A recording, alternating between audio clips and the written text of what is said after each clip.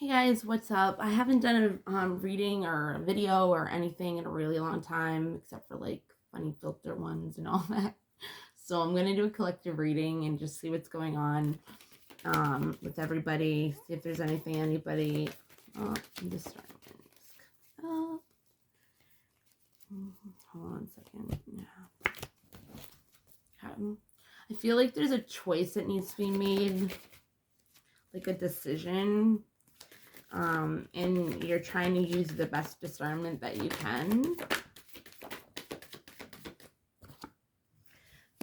You're resisting the darkness. No, the void. There's something that you're resisting attracting into your life because you're doubting your power. So you're in this time in space of like nothing's happening, like kind of like stuck. But when we're in those moments and we're in that void, like the void, it's see, like, okay, so like the difference between like the void and the darkness, like I would think like the darkness is like your shadow work, like when you're finding like things out about yourself that you're not very happy with, like that you don't want to face.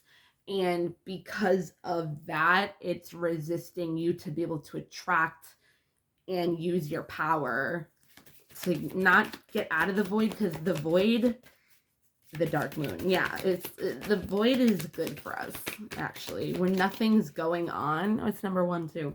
When nothing is going on, that's when you have to stop and be with yourself and be in the solitude of things, and that's where you can start attracting in what it is you do want instead of thinking about everything you don't want, and realizing your power in order to come together into like this spiritual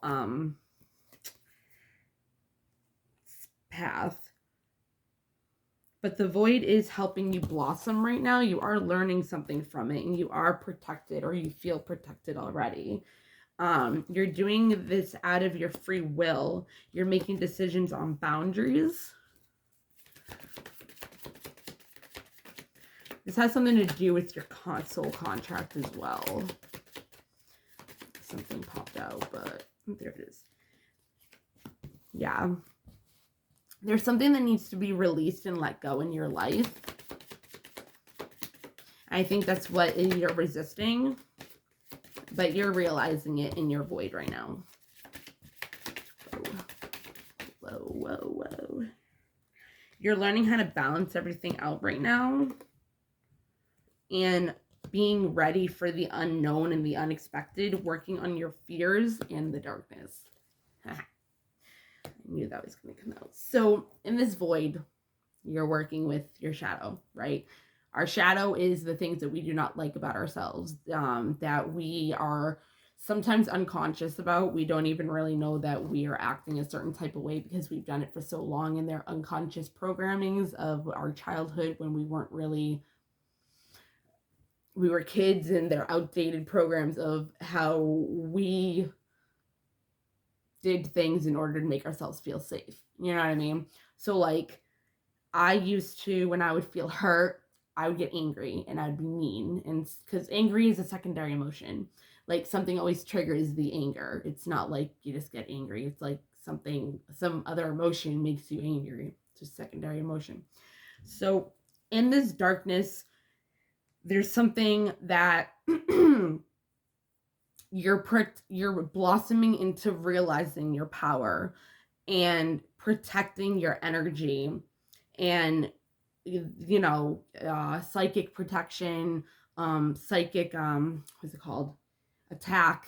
You might be really quiet right now. That's usually what the void does. You might not even really realize that you're doing this, but you are realizing that boundaries need to be set. Something needs to be released. It could be a person, it could be outdated programs, it could be a way of thinking, but you are realizing this and you are seeing it, and you're balancing out things because the unexpected of your fears is what's being brought to the surface right now of your darkness.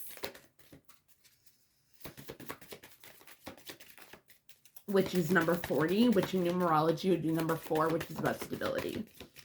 Yes, there we go. Surrender. Exactly. I'm so glad that came up.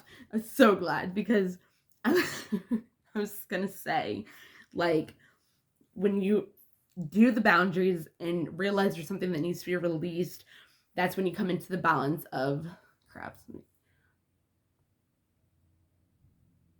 Hold on. Okay, sorry. Where was I? Okay. So when the unexpected came out, and then the fear, and then the darkness came out, I really wanted to say, like, the universe is asking you to surrender and trust. Oh, that'd be cool if trust came out. Came out next. But yeah, it's asking you to surrender your fears, your insecurities, your self-esteem, your, well, like how you feel about yourself, like, all your negative thoughts, all the negative things you tell yourself, your self-criticism, the way you talk to yourself, so surrender all those thoughts and surrender to the universe. Just surrender, like, your life. You are a vessel. Like, you are a vessel here to have the universe work within you as whatever you're here to be, a star seed, a light worker, any of that kind of stuff, and help the world.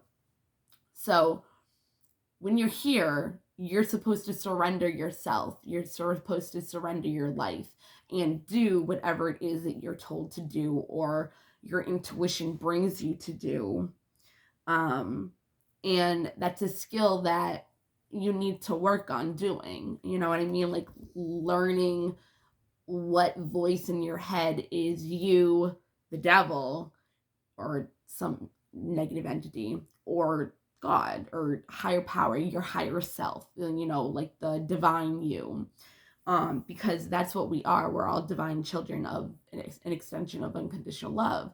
And what the point is to learn unconditional love for yourself and be able to project that unconditional love onto other people and the world. So, you could know somebody that knows 10 people, and if you can treat that one person a certain type of way, and they start to do inner work, or they start to want to be a better person, or, they get inspired by you in some sort of kind of way, and they are like that with their 10 friends, those 10 friends have, 50 friends and family members and this and that they're close to, and then they start doing it because it just kind of like pay it forward, but it like spreads out into the world, into like a ripple.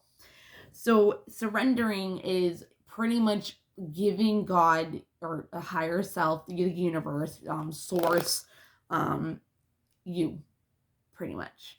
And in return, you get a beautiful life, you get everything that you ask for, but it might not be the way that you wanted. It might not be the outcome. And if you try to control the outcome, you're not surrendering. So when you're in your dark, when you're in the dark, okay, here we go. When you're in the darkness, that's when we have to self-reflect. That's when we have to look at ourselves and be like, okay, why do I think this? Why do I act like this? Why do I react like this? Why do I do this, that, and the other thing? So what I do is I listen to my thoughts and I process them, and I try to really figure out what they mean, or where they come from, or if I really do believe that, or if I really do feel that way. And if I don't want to feel that way, how do I want to feel? And how do I want to change that belief? And how do I want to change that energy into something else, which is alchemy, right? It's an art. It's of mastering yourself. You know what I mean? It's like, okay, you decide on how you want to react. You decide on how you want to feel. You decide on how you want to think. You decide everything. You take responsibility for your own life, and that's that. So what happens is, when you self-reflect, that's when you ask yourself, why do I do these patterns? Where did it come from? Is this what I think? Is this healthy for me? Do I want to keep doing this? Like, no, you don't. So it comes into a form of self-mastery. Okay. So What is self-reflection for? Oh, what I was saying, yeah. No,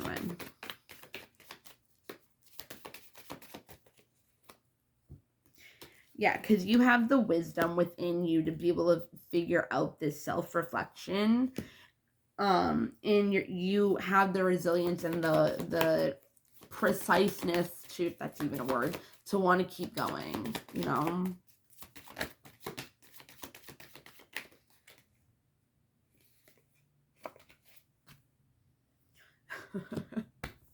So I'll take this card. Like I said, the point is to become a better person in this lifetime, to find unconditional love.